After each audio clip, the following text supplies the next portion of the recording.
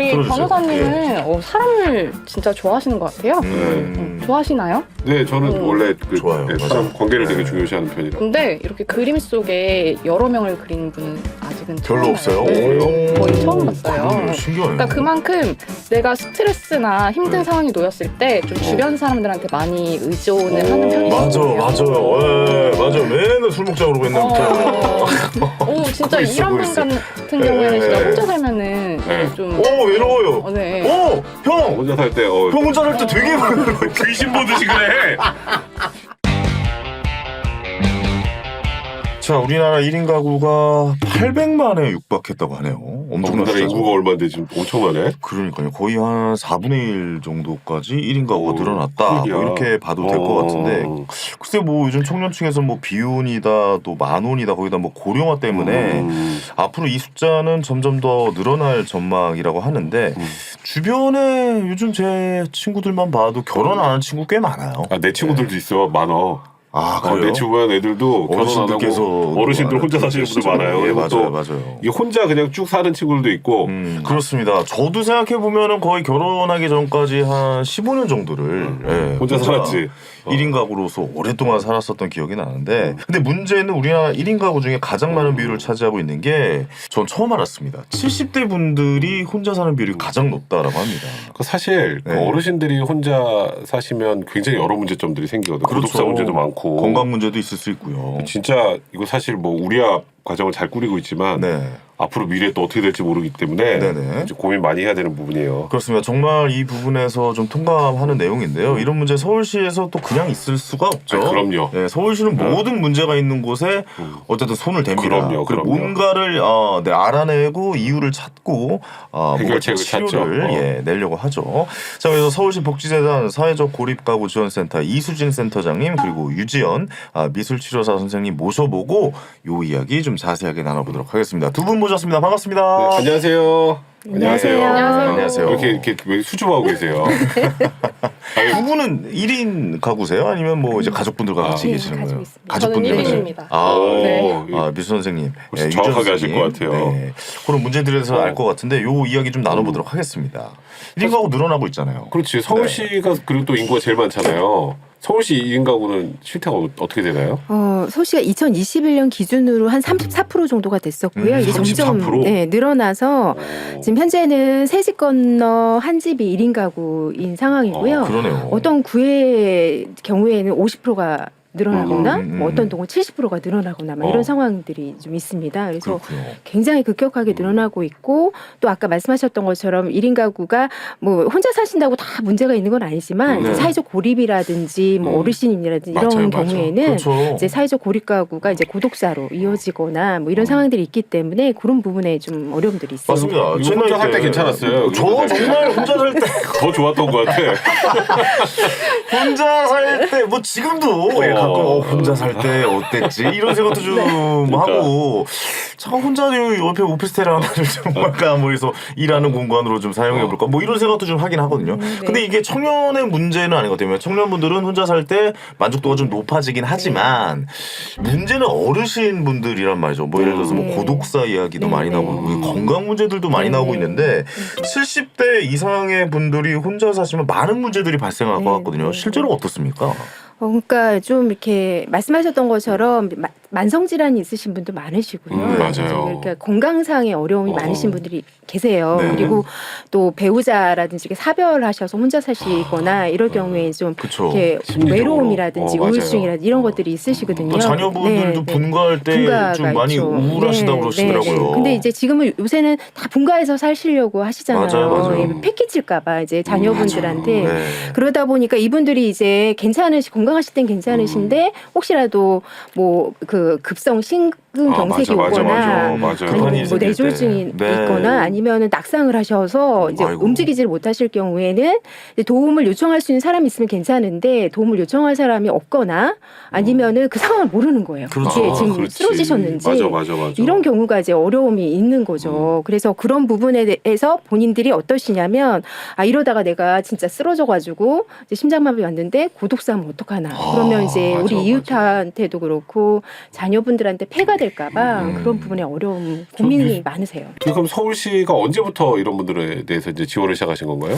서울시 같은 경우에는 이제 전국에서 제일 빨리 2016년부터 이제 사회적 고립이라든지 고독사 문제와 관련해 가지고 고민을 해왔어요. 그리고 저희 이제 센터나 재단에서 연구도 같이 했고 이게 그 당시에는 사회적 고립이 어떤 의미인지조차도 몰랐어요. 관심도 안 가졌어요, 사실. 예. 그랬는데 그런 부분에서 그럼 사회적 고립이 어떤 상태고 이게 이제 고독사로 연결된 고독사는 어떤 상태고 이런 어떤 뭐 기준이라든지 이런 상황이라든지 이런 실태 조사를 어떻게 해야 되고 이거를 어떻게 보면 전국을 선도했다라고 보시면 돼요. 그래서 이게 중앙 정부까지 연계되기도 했는데 그래서 아주 전국에서 처음으로 시작을 해서 사업을 해왔고 뭐 스마트 돌봄이라든지 또 이렇게 인정 안전망을 통해 가지고 네. 복지직 공무원이라든지 이렇게 돌보고 사회적으로 관계를 어떻게 맺어야 되고 이런 서비스라든지 이런 것들을 고민하고 있습니다. 그동안은 어떻게 보면 이게 보이는 병으로 좀 뭐랄까 실제로 아프거나 보여지는 거나 이런 거에 좀 관심을 많이 가졌다면 이제는 좀 그 내면에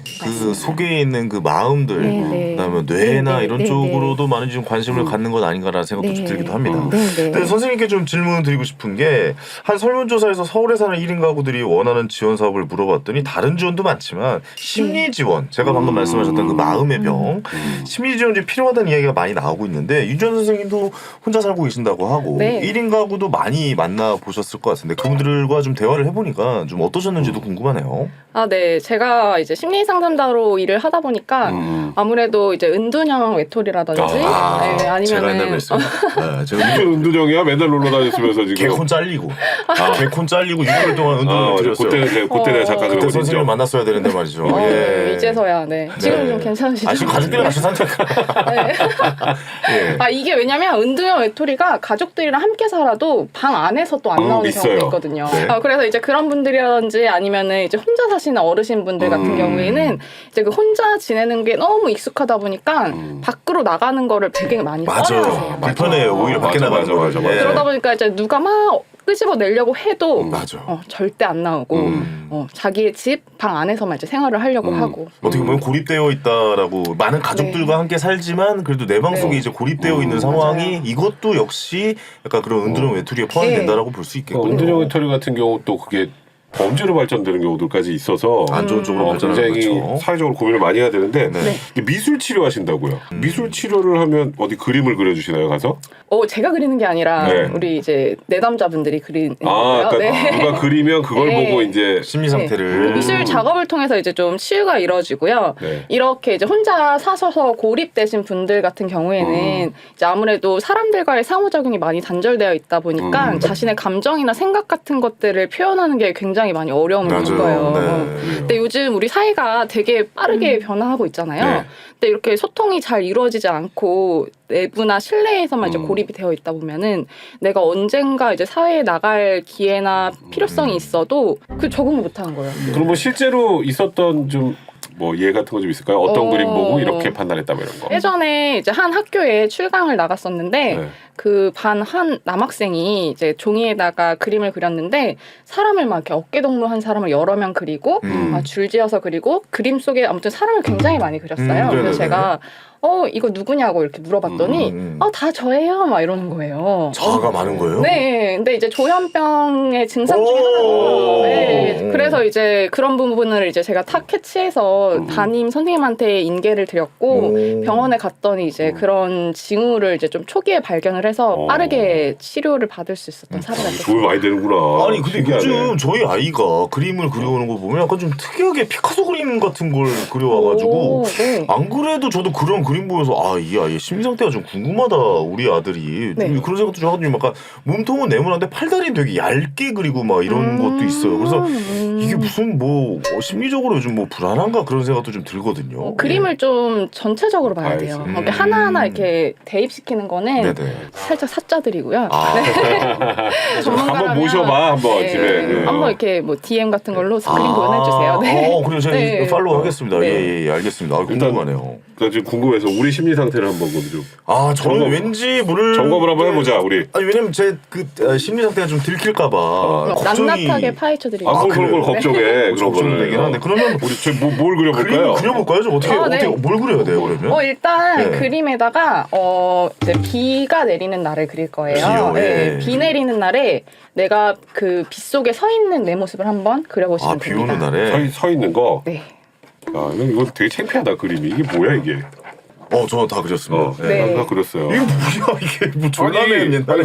비가 오고 예. 아니 우산이 머릿속을 관통했는데 지금 머리를 뭡니까? 우산하고 있고 옆에 같이 한번 걷고 네. 비 올 때 또 사람이 이렇게 그냥 막 또 비 맞고 걸어다니는 사람도 있으니까. 그러네. 사람을 많이 그렸네요. 저는 사람 한 네. 명을. 이거부터 좀 해석을 좀 네. 해볼까요? 백성문 변호사부터. 네, 우리 들어주세요. 변호사님은 사람을 진짜 좋아하시는 것 같아요.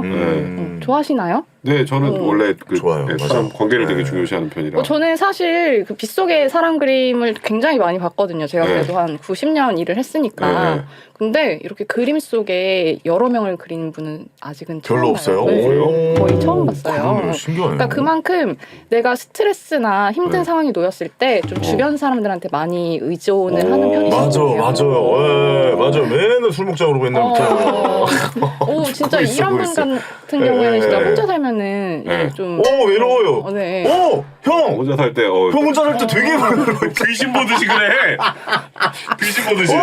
아니 이분이 혼자 살 때 맨날 집에 술 먹자 그러고. 저한테 맨날 전화하고 만나자 그러고 맞아 웃겠네. 네. 알겠습니다. 재밌네. 어쨌든, 주변 사람의 도움을 많이 받으려고 하고 사람을 좋아하고 네. 그리고 외로움을 좀 네. 많이 타고 혼자 살면 안 되고. 큰일 났네. 다행이네요. 그래도 형수님이 계셔가지고 이거 보자 이제. 알겠습니다. 이제 제 그림 한번 보도록 하겠습니다. 아, 네. 저는 이렇게 좀 자세하게 그렸어요. 네. 한번 설명을 간단하게 해보실래요? 일단 뭐 비는 구름에서 내리는 거니까 네. 비구름이 좀 이제 있고 비가 많이 오고 있는 상황이고 비가 많이 오니까 양손에 우산을 들고 빠르게 이제 어디론가 빨리 좀 피해야겠다 비를 예 지금 그렇게 뛰어가는 모습이고 근데 제 표정은 웃고 있잖아요. 근데 저는 개인적으로 비 오는 걸 좋아해요. 비 오는 걸 좋아하기 때문에 비가 빨리 이게 오는데 웃는 거야 이게? 네, 웃는 거예요. 귀신 같아. 이빨을 드러내고 있잖아요. 예. 근데 비 오는 걸 좋아하는데 밖에서 비 맞는 걸 별로 안 좋아해서 비 오는 걸 보는 걸 좋아하거든요. 오. 그래서 빨리 이제 집에 이제 들어가서 들어가는. 라면을 끓여서 만화책을 보면서 비 오는 걸 만끽하자. 약간 이런 느낌의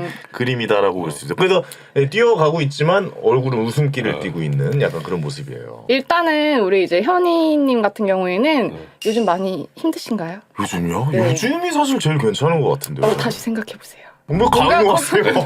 힘들. 걱정거리가 굉장히 많은 그림이거든요. 걱정은 저는 항상 하죠. 많은 사람이에요. 아, 그래요? 저는 사실 뭐 나도 이런 그렇게 판단을 하신 것 같아요. 예, 투자나 이런 쪽으로도 항상 걱정을 많이 하고 방송 쪽도 그렇고 왜냐면 저희가 이제 직업이 사실 뭐 계속 뭐 정규직이 아니다 보니까 계속 이제 프리랜서로 활동하다 보니까 언제 없어질지도 모르는 것과 그리고 자녀가 이제 아들이 있다 보니까 아들의 양육은 어떻게 해야 되는 것이며 저 아내와의 관계는 어떻게 하는 것이며 막 이런 거에 대한 미래의 계획을 저는 철저하게 좀 세워놔야 되는 사람이라 그런 거에 대해서 고민이 많아요. 잘하고 계신 것 같은데 그러니까 제가 봤을 때는 워낙 평소에 걱정이 너무 많으신 상태니까 맞아요. 지금 현재 상태가 상대적으로 적다고 느끼시는 것 같거든요. 그래서 사실 그림 자체만 봤을 때는 저렇게 비바람 몰아치고 구름이 많으면 스트레스나 내가 현재 겪고 있는 문제 상황들이 많다는 거를 지표해요. 비가 많이 네. 내리면 그래서 그림 자체만 봤을 때는 스트레스 상황에 되게 많이 놓여 있거든요. 맞아요. 근데 너무 이제 내성이 강해지신 것 같아요.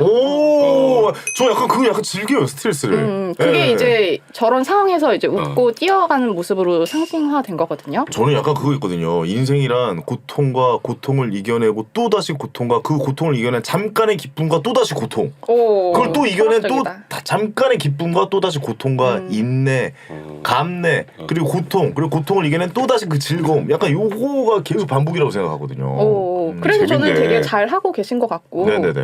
짧게 그렸는데도 불구하고 어느 정도의 심리 상태가 나온 거 보면은 디테일하게 굉장히 좀 자세하게 그렸다면은 그 사람의 심리 상태가 어느 정도 다 나온다고 그렇지. 볼 수 있겠네요. 너무 신기하네요. 근데 우리 일단 그 사회적 고립이나 또 고독사 위험성이 큰 분들 스마트 돌봄 서비스를 시작했다고 하는데 네. 스마트하게 돌보는 게 어떻게 돌보는 건가요? 그러니까 사실 1인 가구가 계속 늘어나고 있다고 아까 말씀드렸잖아요. 그리고 어르신들도 늘어나고 있는데 이분들을 다 돌볼 수가 없어요. 그치, 맞아. 한 명씩 다 예, 집안에 한정되어 이렇게. 있기 때문에 그쵸. 그래서 좀 AI라든지 IoT 기기라든지 이런 걸 통해 가지고 아까 그 위기 상황들을 이렇게 빨리 감지하고 신속하게 대응할 수 있게끔 하는 거예요. 그래서 고독사나 고립 상황을 이제 예방하는 거죠. 뭐 집에 뭐 지니 이런 거 하면 지니야 그러면 이렇게 들어가 네. 이런 거예요? 아니 근데 그게 맞아요. 왜냐면 저 로봇 청소기 이렇게 돌아다니잖아요. 걔한테 말 걸어요. 야야야 그쪽 아니야. 너 외롭구나 요즘에. 야 저리 가 저리. 저 슈퍼하면 들어가지 이거 한다니까요. 그럼 이거 네. 어르신이 많이 그러시는데. 그게 도움이 돼요. 네, 확실히 네. 그런 AI나 네, 이런 네. 기기를 이용한 것도 저는 뭐 고독사나 이런 거 발견하고 뭐 아픈 거를 발견한 것도 도움이 되겠지만 외로움이나 이런 거에서도 분명히 도움이 된다라고 봅니다. 근데 예. 어떻게 체크를 해요? 그러니까 이제 네. AI 관련해서는 AI 안부 확인 전화 서비스라는 게 있어요. 그래서 주 1회 안부 전화를 하는 거예요, 어르신한테. 그래서 요새 별일 없으신지, 건강은 어떠신지, 그러니까 자식처럼 이렇게 조금 예, 그렇게 챙기는 거죠. 그래서 건강 상태나 전화를 잘 받으시고 계신지 뭐 이런 것들을 체크하기도 네. 하고요. 그다음에 IoT 기기는 여러 가지가 있는데 네. 이제 스마트 플러그라는 게 있어요. 스마트 플러그요? 제가 오늘 가지고 나오긴 했거든요. 그거예요? 스마트 플러그? 이렇게 생겼는데 네. 요거를 그러니까 TV를 어르신들이 자주 보시잖아요. 네. 껐다 켰다 하시잖아요. 거기다 이렇게 연결을 해놓는 거예요. 그럼 얘가 전력량을 측정을 해요. 그러니까 TV가 꺼졌다, 뭐 이렇게 켜졌다 이거를 이제 확인을 하고 그래서 요런 이 데이터가 저희가 센터에서 이제 그분에 대해서 A 어르신에 대한 데이터가 다 있어요. 그래서 이게 이분이 이게 껐다 켰다 하는 활동이 없다. 그러면 그치. 네. 그러면은 이제 이거를 시간으로 40시간, 50시간, 60시간에서 간신, 뭐 심각, 위기 상황이다. 뭐 이거를 이렇게 그거 단계를 되게- 두는 거죠. 되게 좋은. 네. 그래서 그걸 보고 이제 전화를 드리는 거죠. 아니 근데 저는 이거 되게 좋은 시스템인 것 같아요. 되게 깜짝 놀랐어요 지금. 네, AI가 이런 곳에 쓰인다면 네. 정말 AI 미래는 너무 발달하고 네, 생각이 들 네, 정도로 네. 전력량을 분석하거나 네, 네. 무슨 이렇게 생활하는 이런 네. 상황에 네, 이런 네. 양을 총 빅데이터를 가지고 있어서 네. 분석을 해서 찾아뵙고 전화를 드린다는 것은 이게 굉장히 획기적인데요. 그러니까 네. 그러면 저희가 딱 들었을 때 와 이런 일도 있었구나 할 만한 좀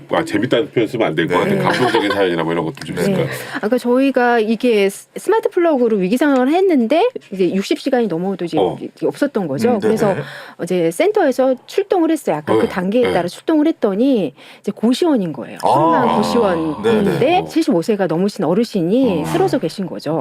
그래서 확인했더니 그 집이 고시원 안이 방이 쓰레기 더미로 꽉 차 있고 뇌경색이 있으시고 막 이런 분이셨던 거예요. 그러니까 출동하고 끝나버리는 게 아니라 뭐 동주민센터랑 연결해가지고 복지 서비스까지 계속 받으실 수 있게 해드리거든요. 네네. 근데 그 고시원이 이제 조만간 이렇게 철거가 될 위기였던 거예요. 그러니까 방치가 된 상태였죠. 그래서 그 복지직 공무원들하고 얘기를 해서 그분 이제 전세임대, 공공 전세임대도 알아봐드리고 아이고. 이제 장기요양 등급도 신청해드리고 네. 이렇게 해가지고 지금 전세임대로 옮겨가시고 진짜 요양급여 알겠다. 받으셔가지고 지금 잘 생활하고 좋네요. 계세요. 이런 사례들이 있어요. 야 서울시 열일하네요. 네. 이거 많이 알려야겠어요. 네. 이거 좋은 일을 많이 하신다는 것을 그치. 많은 분들께서 아셔야 될 것 같습니다. 근데 선생님 들어보시기 그렇군요. 어떠세요? 너무 좋죠. 아니 그렇죠? 근데 1인 가구 그 네. 주변에 많이 보실 것 같은데 혼자 사는 분들 이런 걱정 많이 하시지 않나요? 혹시 내가 위험에 닥치지 않을까? 막 그 저는 혼자 살 때 예전에 청년일 때 하도 막 이제 뭐 특별히 할 게 없잖아요. 술 먹으러 가야지, 네, 뭘. 그냥 술 먹고 밤에 혼자 이렇게 우두커니면서 이러다가 내가 쓰러지면 누가 날 구해주지? 막 그런 생각 하거든요. 네. 그런 것도 좀 상담 많이 하실 것 같아요. 어때요? 일단은 그런 걱정이 네. 있는 분들은 1인 가구에 잘 도전을 안 하는 것 같아요. 제 친구들 같은 경우에는. 근데 그런 걱정이 있는 이제 분들은. 그런 고립되고 도움을 받지 못한다는 걱정 때문에 독립을 못하는 친구들이 있죠 오히려. 그래서 이제 혼자 사는 친구들 같은 경우에는 내가 너 결혼 안 하면 노인 돼서 주기적으로 집 방문해서 노크해주겠다. 살아있는지 생존 여부 확인해주겠다. 이렇게 농담식으로 얘기를 하는데 뭐 이런 서비스 있으면 제가 안 가도 되죠. 근데 귀찮아하시는 분들 계실 것 같아요. AI가 이제 지금은 많이 발전을 해가지고요. 네.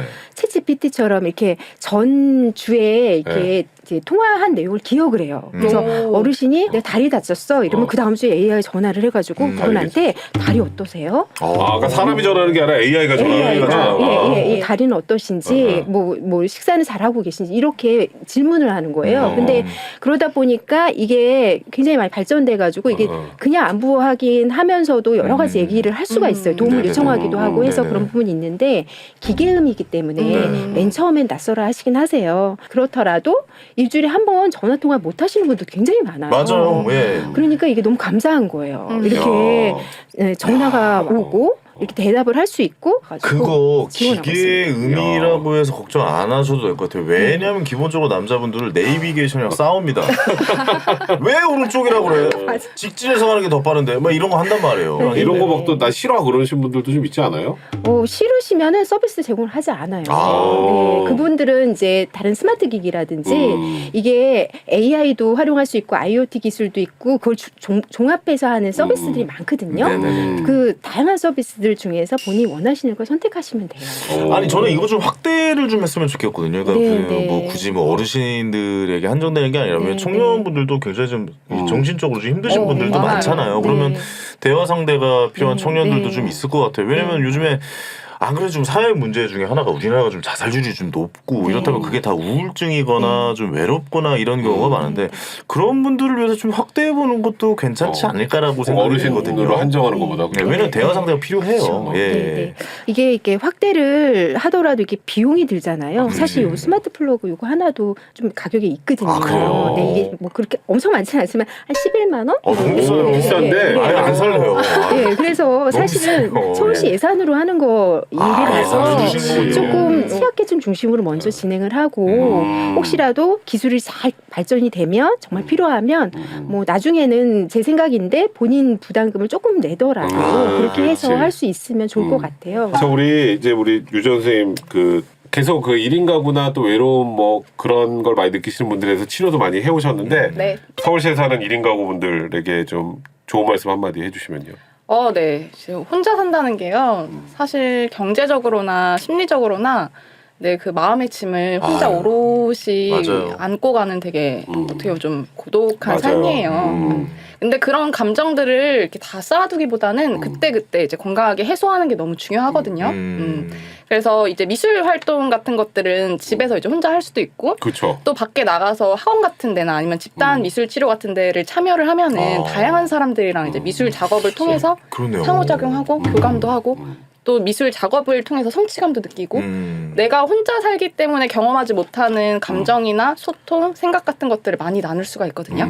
저 같은 경우는 아까 그림 그릴 때 내가 이렇게 그림을 그리면 이상하게 이렇게 평가를 할 것 같은데 그래서 약간 좀 다르게 그린 것도 있는데 근데 사실 그렇게 다 같이 모여서 서로 이야기하면서 같이 그림을 그린다면 저는 훨씬 효과가 배가 될 거라고 좀 생각이 되네요. 이런 위기 상황의 조기 발견 및 고독사 줄이기 위해서 앞으로 서울시 또 어떤 계획 갖고 계신지도 좀 네. 궁금해요. 지금도 훌륭하지만 앞으로 네. 또 어떤 계획이 더 발전된 계획이 있을 것 같아요. 서울시는 어쨌든 이분들을 빨리 최대한 빨리 정확하게 찾아내고 그러니까 그쵸, 그분들을 찾아내는 찾아내서 거. 맞춤형 지원하는 게 가장 중요하기 때문에 올해는 그 실태 조사를 하는 범위를 훨씬 더 늘렸고요. 대상 인원을 늘렸고 네네. 그리고 아까 말씀해 주셨었는데 그냥 단순한 서비스가 아니라 다양한 기술들을 개발해서 그거를 좀 적용해 보는 그런 서비스를 준비를 하고 있고요. 그다음에 이게 사회적 고립이라는 거는 어떻게 보면 사람들하고 연결되고 관계가 더 늘어나야 되는 부분이거든요. 그래서 그런 사업들을 잘 지역 안에서 하실 수 있도록 예산을